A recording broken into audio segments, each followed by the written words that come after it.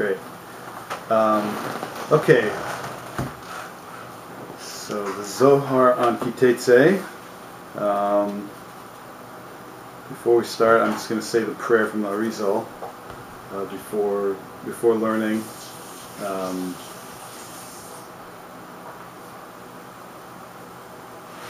It's a question whether it's before learning in general, or whether it's specifically before learning Sodot HaTorah, before learning Kabbalah. Seems to me with Arizal there was probably no difference. His regular learning was on such a level that it was always Sodot HaTorah. Whether or not he was learning or not, yeah. I mean, there is a standard bracha usual study of Torah. Interesting. That's actually a great point. Excellent point. There's a prayer you say before learning Torah. So that would it's interesting. So then the question is that would mean that it really is for learning Sodot HaTorah.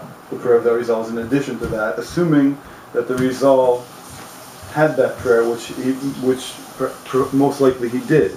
So then the question becomes whether or not the Arizal was,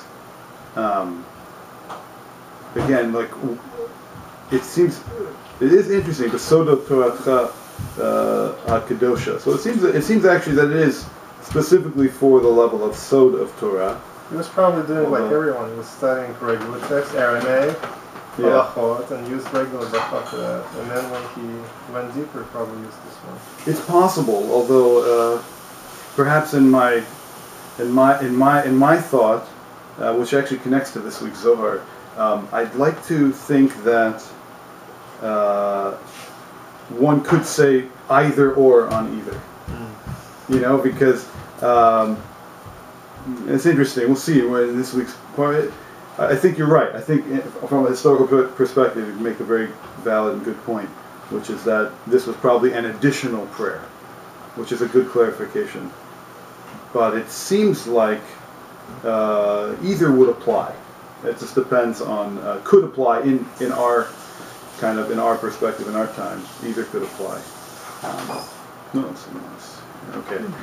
We're going on me about Ne'adneim, Avraham Vasifas, Murim Anachnu, Fanecha, Shem Elokeinu Velohei Avosenu, Kedo, Mishtachavaya, Shekirav Tanu, Torasecha, La'avodasecha, La'avodat HaKodesh, Matata Lanu Chelik, Sodot Toratecha, HaKedosha, Ma'anu, Umechainu, Asher Asita, Imanu Chesed Gadol Kazet, Alkin Anachnu Nachnu Lefanecha, Shtimchol, V'tislach, V'chol, Chatoseinu, V'avonoseinu, V'alayu, Avonoseinu, Mavdilim, B'neinu, V'benecha, Chen Yirtzon Lefanecha, Shem Eloheinu, V'layavoseinu, Sh'tchonenes Levaveinu, L'yirasecha, L'ahavasecha, Takshiv Oznecha, L'dvarim Eile, תפתח לבבינו הערל בסודות תורתך ויהיה למודנו זה נחס רוח לפני כיסא כבודך קרח ונפוח ותעציר עלינו אור מקום נשמסנו בכל בחינתנו שישנו ניצוצות עבדך הקדושים אשר על ידם גליס דברים אלה בעולם וזכוסם וזכוס אבוסם וזכוס תורסם ותמימוסם קדושתם יעמוד לנו לבל נקשר לדברים אלו וזכוסם תרא עינינו במה שאנו לומדים כמר נעים זמירוס ישראל, גל עיני ואביטה נפלאוס נתורסך, כי השם ייתן חוכמה בפי דעת לפני רצון עם מפי העליון לפניך ומייצורי וגואלי. The interesting thing, it's such a beautiful prayer, and we could spend the whole class learning just this prayer. It's so amazing. And I think, again, to put it, as Daniel mentioned here, that to put it in proper context, I think it is for learning Kabbalah. And also, it's not bracha, it's tefillah. Yeah, it's a prayer. Sounds like additional thing. It is definitely a prayer. It's not a bracha. 100%. Yeah, did I say it was a bracha? No. Oh, okay, good. No, you never know what comes out. You know, it's like it could just starts flowing out. But it is definitely a prayer. And it's not a bracha, so you're right. You could add it on easily because we're actually encouraged to make our own prayers to some degree. It's not considered adding necessarily. That's a whole other story. What's adding? Let's see. But there's an interesting thing again, just to focus on one aspect of this beautiful prayer. Uma chayenu asher asita imanu chesed gadol kazeh.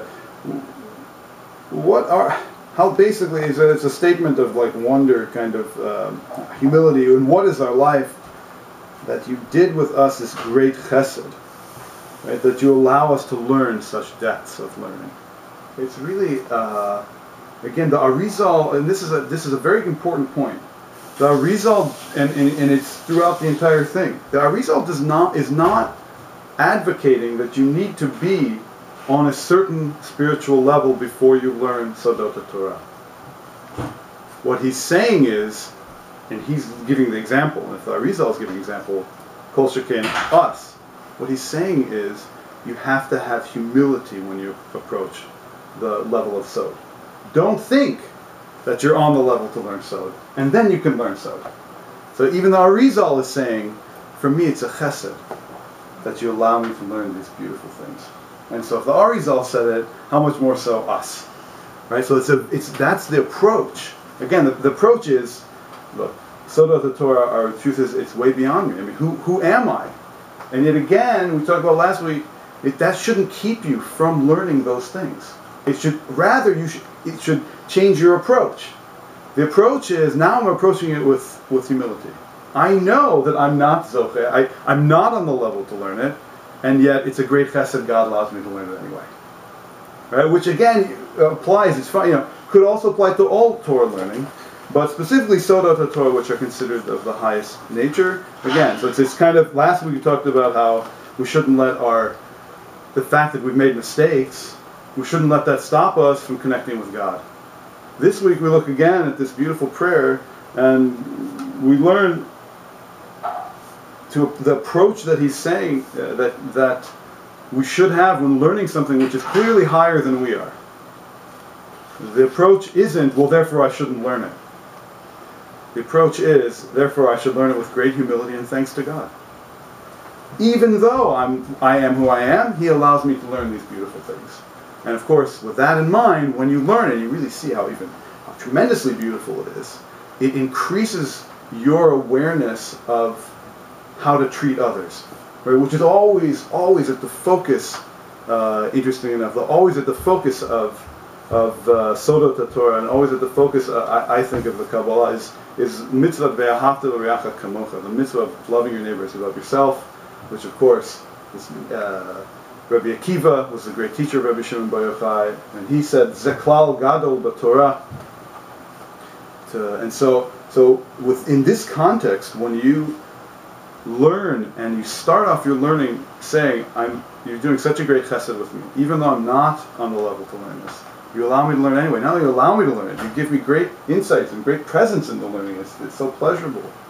How much more so then, now that I understand that, should I be kind to those around me and give them things that don't necessarily deserve. And so we see here in this is very little phrase from the Arizal, a very great truth, which is, in general, if you approach learning in a way that you think you're on the level to learn it, then it could very possibly lead you to be cruel to others. You say, hey, they don't deserve. They're not on the level, therefore they don't get. Right? And what the Arizal is telling us here is that's not the proper way to learn. The proper way to learn is to understand that it's higher than you, to understand where you are and who you are with all your problems, and to say, and to approach therefore the learning with humility, and therefore your entire life you should approach with humility towards, not only towards what God is giving, but in reflection towards giving to others. Okay, so it was a long tour. Okay, so it's very okay. So Parshas Kitei say the Anshu Osomea Kesef. Okay, so this is now let's just go on a little bit here. Pakuda Daladun Bedin Motzi Shemra. This pasuk here is talking about the deen of someone who violates the commandment of Motzi Shemra. They say, God forbid, something bad in a public way about another Jewish person. Or about another person, let's say. Just for the sake of argument, that's a whole other question. But in modern terms, publicly saying something bad about another person. Hu dichtiv v'anshu oso mea kesef v'nasnu la'avi anara ki hotzi shemra al b'sulas Yisrael. Okay, so we go over here. Parshas Kitetze and Devorim Chaf Beis. This specific pasuk is Yud Tet, but the whole thing begins. Where does it begin?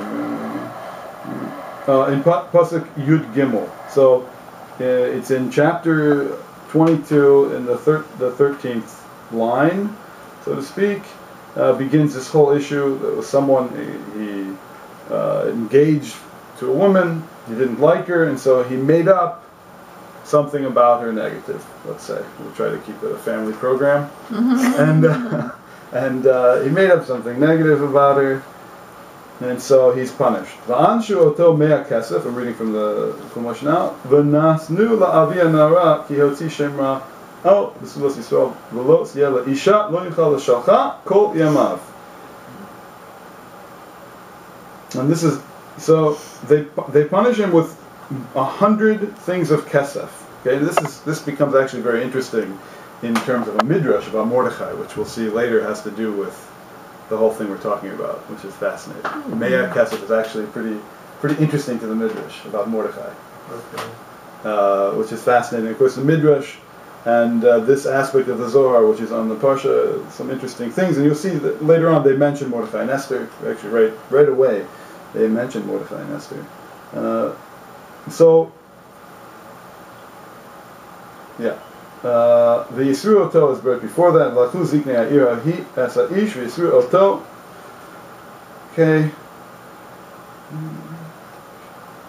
So, this, what the Zohar doesn't quote, but they obviously assume we know, is that not only this man who said something negative during the engagement period, he has to pay 100 gold, silver pieces. He also now he has to marry this girl, and he can never divorce her. Okay, now this is really interesting. Okay, Rabbanan v'hai ihu basar nisun. The rabbis comment this is after nisuin.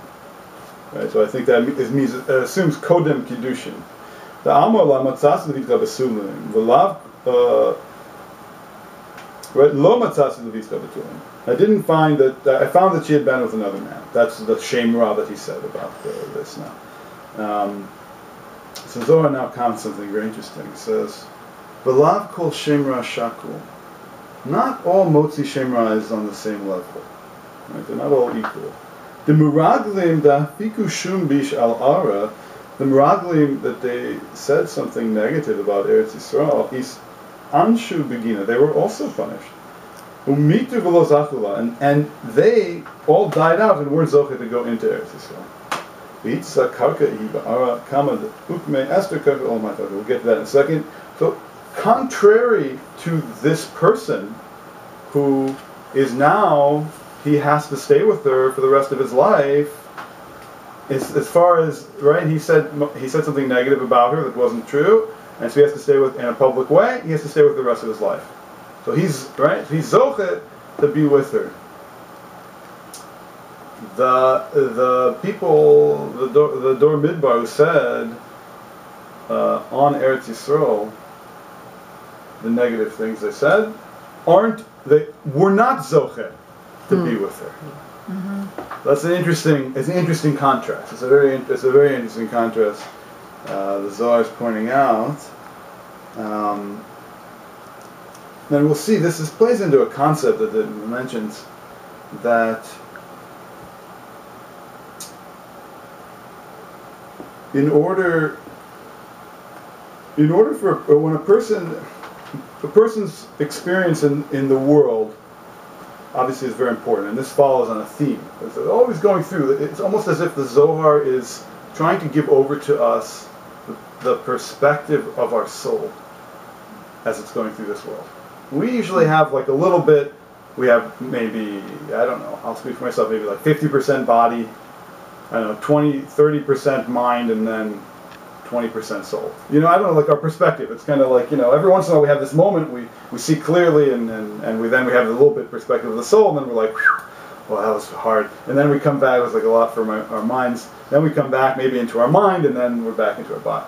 Right? The Zohar is all this deep perspective, like kind of like the perspective of the neshama. So let's go on here. Let's say the last part of this paragraph. Ve'itza karka ihi ba'ara. And a woman is likened to land or a land, and even more. Ukme Esther karka olam haita. And Esther, the greater the woman, so Esther was like a whole world, right? So a woman is like meaning the feminine aspect is like a world. It's a whole world. And so, okay, so now it's very interesting the way the Zohar takes us. It sounds silly. Of course, it's interesting, but it's interesting to me. The way the Zohar. We're going to go into a discussion now about Rabbinic Judaism.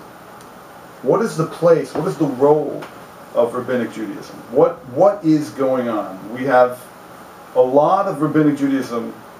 The majority of it is obviously deciding between right, heter and aser. What is permitted and what is forbidden? What is right? What is wrong? Right, and yet we're told at the very beginning of the Torah not to eat from the Eitz Hadas Tov V'Ra. Don't engage in the tree of good and bad. So the Zohar kind of takes this on, head on.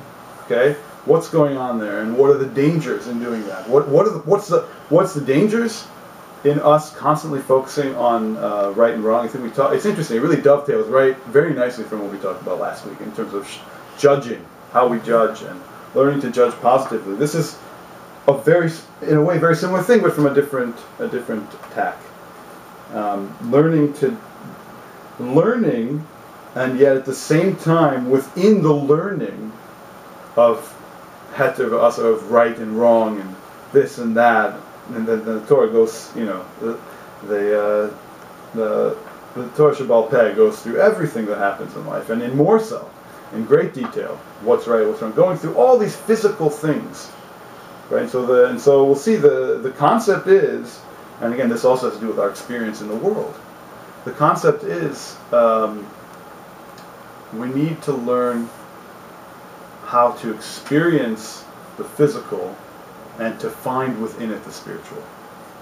And so learning the words of the rabbis that have to do with right and wrong, that are to do, our job is while we're doing that, is to find underneath it the depths and the level of sod that's underneath everything. Right? That's what is mataking. There's a Zohar Adam Arishon. That's what fixes, so to speak, our consciousness. That's what really fixes the consciousness of humanity. Right? It's not just spiritual, and it's not just physical. Right? We have both those. God has heaven, and He's got earth. He's got both. They both exist. The interesting part is when the two are united, when we can learn to see within the physical, the spiritual, and the primer, and this is, I'm getting ahead of myself, but fine, this is what is so important about learning the Zohar and works of Chassidut and works of deep spirituality as at the same time as learning the oral tradition in terms of right and wrong, in terms of the Mishnah, in terms of obviously the Gemara as explicating the Mishnah. It's very, very important that we do the two together. Either one by itself is, again, they're both, it can be fine, but they're already separate. Our job is, again, to bring them together. Now, this concept of learning to bring together spiritual and physical, the Zohar sees primarily as in our primary relationships in life. Between husband and wife, that's the main level, that's the main place in which we learn to bring together the spiritual and the physical, right? And as we're going through life, our experience in life, experiencing in this world, is likened to a relationship between a husband and wife. And so as we'll see, it's very, very, I think it's very, very poignant that the Zohar, again, the concept is that each person should bring out in the relationship a different aspect of spirituality that the other person didn't see. And then that aspect of spirituality fixes the person and connects that spirituality to their physicality and vice versa. Right? So each one is helping the other fix. Right? So we see that also in terms of the Zohar and Sodot HaTorah and the Torah Shebaal Peh. Each one helps the other one see the depths of the other, right? And so if you learn Sodot HaTorah and you don't learn Gemara, so you might not see, because really, assuming, which I do, that this is written by Rabbi Shimon Bar Yochai, who's one of the authors of the Mishnah, you'll see things in here in the structures in the mind of what's going on here. You'll see things that from your learning, and vice versa. When you're looking in the Mishnah and it seems like it's talking about someone who's two guys are fighting over a talis, because you learned the Sodot Torah, the Yesod, so to speak, the foundation, the underpinnings, you'll see in the Gemara and the Mishnah tremendous, beautiful depths that mirror beautifully what's going on here. So we see that this is a relationship between male and female. And unfortunately, sometimes in today's world, this relationship could be a little bit precarious. But the way that we fix this relationship is by understanding the need for the other. Right? That we have to understand as men that we need women. Right? And women have to understand that they need men. That's a harder stretch maybe, but it's just as true. It's just as true. We really need each other, and we need to work through things with each other and see the other's perspective, and have the other's perspective influence us. And okay, I got way ahead of ourselves. Let's go on but I didn't want to lose it, it just started coming in, so, okay. We're talking about Motzi Shemra. So Esther Karka Olam Haisa, what an amazing phrase. Esther was a whole world, right? Again, she's the dugma for a Jewish woman. She's in a whole world. V'itemun shum bish Allah nis'ala b'chashverosh. V'zata l'slabsha ba'rucha dekucha. Ahu dichtiv Talbesh Esther Malchus. Tilbash, I forgot the exact nakud out there. Esther Malchus. It makes the Zohar very uncomfortable, right? To say that Esther was the wife of Achashverosh. It makes the Zohar very uncomfortable. How could you say such a thing? Esther Malchus. We know that she was Zohar to enclose. Like God expressed himself through her. God saved the Jewish people through her. God brought into the world through her a whole aspect of Torah. Maybe part of the reason the Zohar is so praiseworthy of her is because she brought back the aspect of that we want to keep the Torah. She brought back the aspect of our desire to keep the Torah. Right? The Jews then, they didn't receive it because they were being forced. They didn't have a choice, like at Har Sinai we learned. In the times of Esther, they received the Torah because they wanted to, because they had desire, because it was beautiful to them. It was gorgeous and amazing, and creative, and right. And so she was Zohar in a lot of ways. Maybe it's in her zechut that we have the Zohar, this beautiful, soft, creative, and yet very straight aspect of Torah. It was in her zechut, maybe. That's why, perhaps, I'm not sure, perhaps that's why the Zohar is in such defense of Esther. Why do you say that they accepted it themselves? Because they were in that situation, they had no choice, they started to pray, and it lasted for almost a year. So it's a good question. So that was the hard part, you see. So that was the tikkun. Because it could have been that they received it because they had to, because they had this terrible threat over them. The whole ikar of Esther, what she wanted to do was to make that aspect of being forced to do it, and say, you know what? no matter what happens, we want to keep the Torah. To go beyond the forcing, right? And so the pasuk says, "Kiblu v'kimu." They received it. They all of a sudden realize, Dafka, because of the threat, they all of a sudden realize life is meaningless without it. You know. I think actually no, because they were persecuted not because they were Jewish, because they kept Torah. And they still stuck to it, although there was death threat. Oh, very nice. That's very good. Yeah, that's very nice. Yeah, it's interesting. They didn't change their names. There were a couple of things they refused to do, right?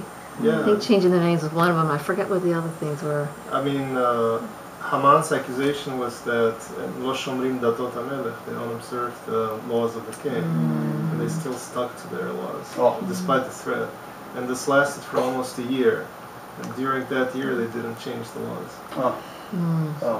Very nice. So maybe that's why. Oh, that's great. That's a great explanation. So it showed their internal commitment, afal pi, even though. No, that's very good. I think that makes a lot of sense. And another comment, that this phrase in Megillat Esther, Vatilvash Esther Malkuth, it means in Kabbalistic terms that she was wrapped in Shekhinah. Yeah. God. Yeah. The Shekhinah is presence. It's like we're actually quite small beings.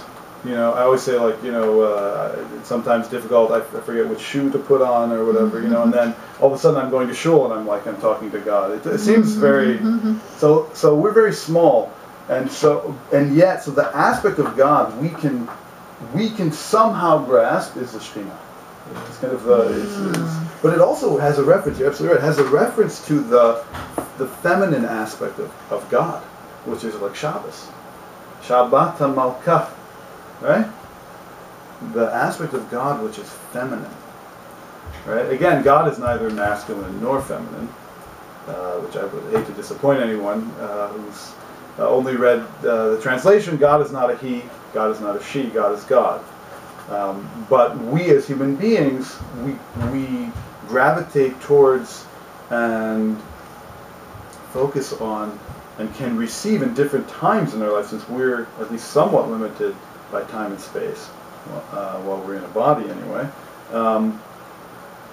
We can only grasp certain aspects at certain times, and so you're right. So the Shekhinah, right? She was wrapped within the Shekhinah, and so right. The Zakta the Islabsha ba Rucha de Kucha. Right? She was Zohar to be wrapped in, or in the enclothement of holiness of God. Right, which is the Shekhinah. So how can you say that she was with Achashverosh? It doesn't make sense. Okay, now Zohar goes on a little bit later to explain the concept there, which is fascinating. But it's a very interesting area, as it says. Zohar goes on. Amar Kucha Brithu. God said, Ani Hashem.